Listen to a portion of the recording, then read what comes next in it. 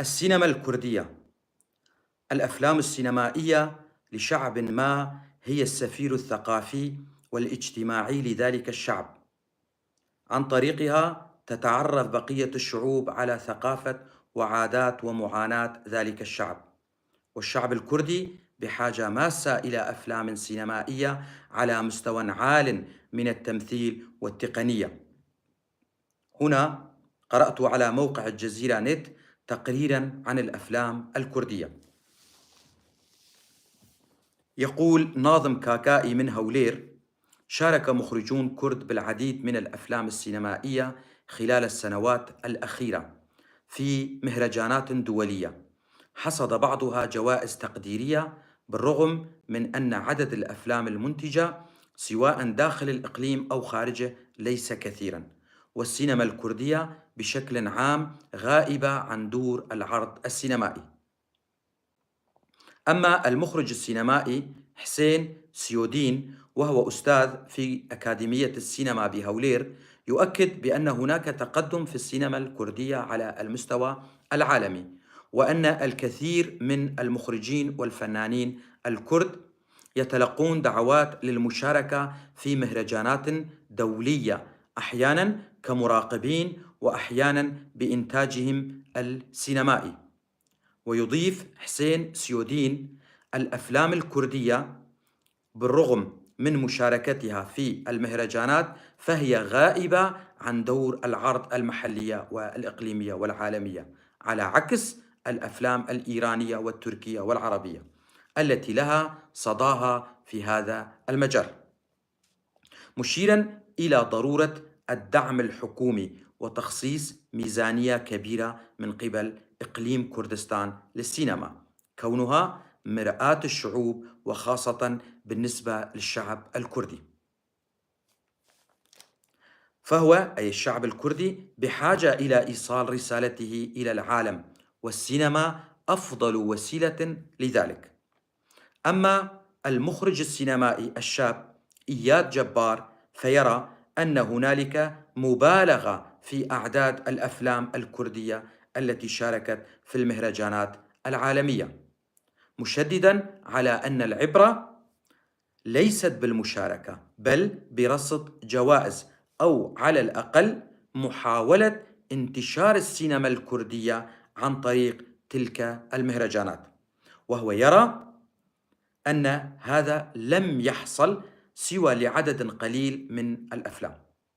ويقول إياد جبار إن الأفلام التي تشارك في المهرجانات هي نفسها في كل مرة ولنفس المخرجين، وبعضهم غير كردي، وأحيانا تقدم باسم السينما الإيرانية أو التركية، كما أن هناك أفلاما تشارك بدعم حكومي عن طريق وزارة الثقافة في إقليم كردستان.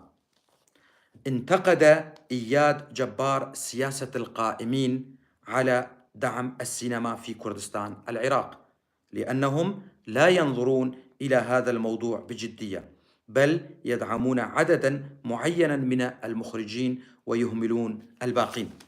هذا ما يقوله إياد جبار. نتساءل: هل القادم أفضل؟ يقول سربست عثمان، وهو مصور ومونيتير: الأفلام الكردية التي حصلت على جوائز في المهرجانات الدولية لها علاقة بالواقع السياسي من ناحية القصة والأحداث، والسينما الآن أصبحت تدرس أكاديميا في معاهد وجامعات إقليم كردستان، وربما سيخرج للساحة الفنية مستقبلا العديد من المخرجين والفنيين، وذلك يحتاج إلى منتجين خارج المؤسسة الحكومية، كما يحتاج إلى موزعين لجميع أنحاء العالم، كي تكون هناك إيرادات إلى جانب إيصال الفكرة والهدف من قصة الفيلم إلى المتلقي من باقي الشعوب. كما نوه عثمان إلى ضرورة اعتماد الدبلجة الصوتية إلى لغات عالمية لتحقق سرعة الانتشار الشعبي العالمي، وليست المشاركة في مهرجانات خاصة بنخبة معينة فقط. انتهى كلامه، أي كلام عثمان.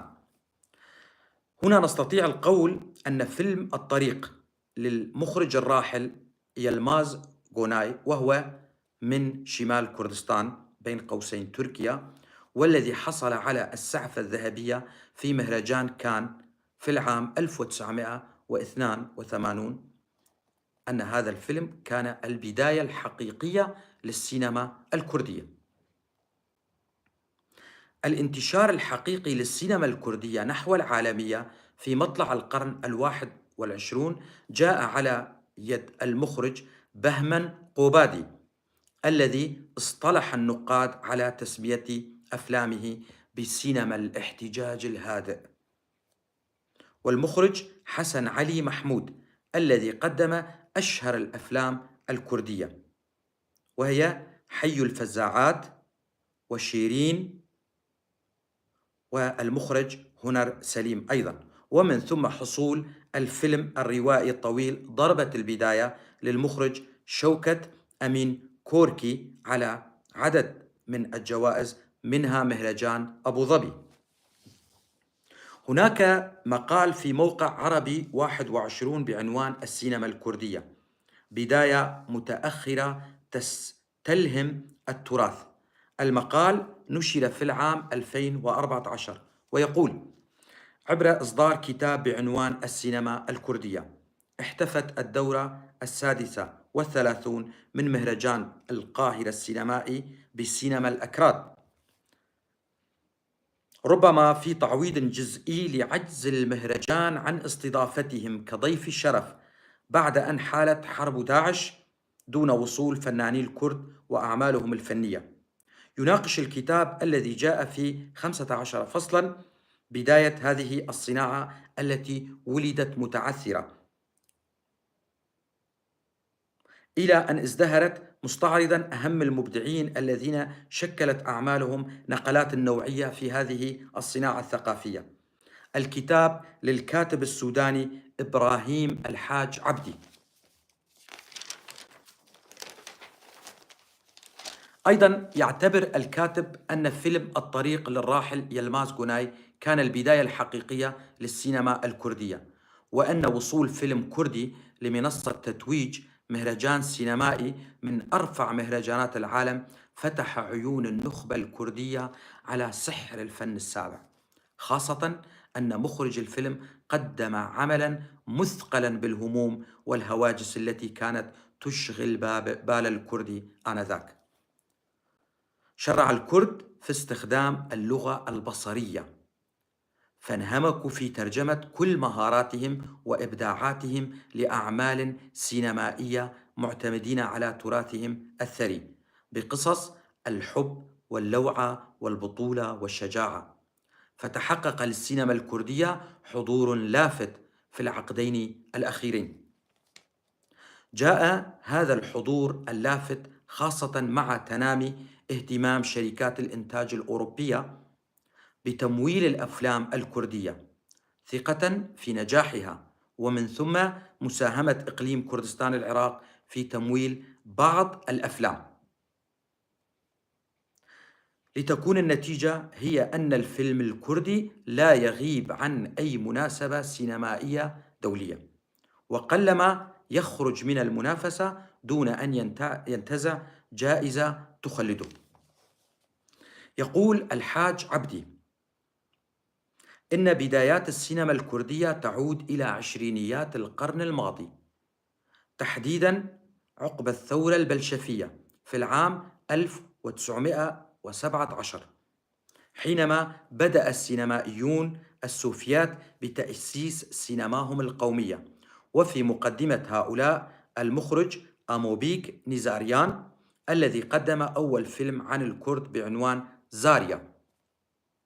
ثم توقف الإنتاج السينمائي الكردي لمدة نصف قرن قبل أن تظهر 3 أفلام وثائقية بعنوان أكراد أرمينيا السوفيتية ونحن أمويون ونحن كرد، لتدب الروح من جديد في جسد السينما الكردية. وفقا للكاتب، فإنه في التسعينيات بعد استقرار إقليم كردستان حدثت انطلاقة للسينما الكردية نتيجة ازدهار الصحافة والفضائيات في الإقليم. وأشار الكاتب إلى عامل آخر ساهم في نهضة السينما الكردية، وهو التطور التكنولوجي الهائل الذي مكن السينمائيين من إنتاج الأفلام بأساليب بعيدة عن الإمكانيات الضخمة. إذن هنا نستخلص من كل ما تقدم ما يلي: أن السينما الكردية بحاجة إلى: أولاً، معاهد وجامعات لتدريس الفن وعن طريق المتخصصين. ثانياً، إلى إمكانيات مادية كبيرة. ثالثاً، دعم أكثر من قبل حكومة الإقليم. رابعاً، ترجمة الأفلام الكردية إلى اللغات العالمية، والأفضل هو الدبلجة الصوتية لهذه الأفلام من أجل الانتشار الواسع في جميع أنحاء العالم. أتمنى أن تكونوا قد استفدتم وقد أخذتم بعض المعلومات من هذه الحلقة عن السينما الكردية.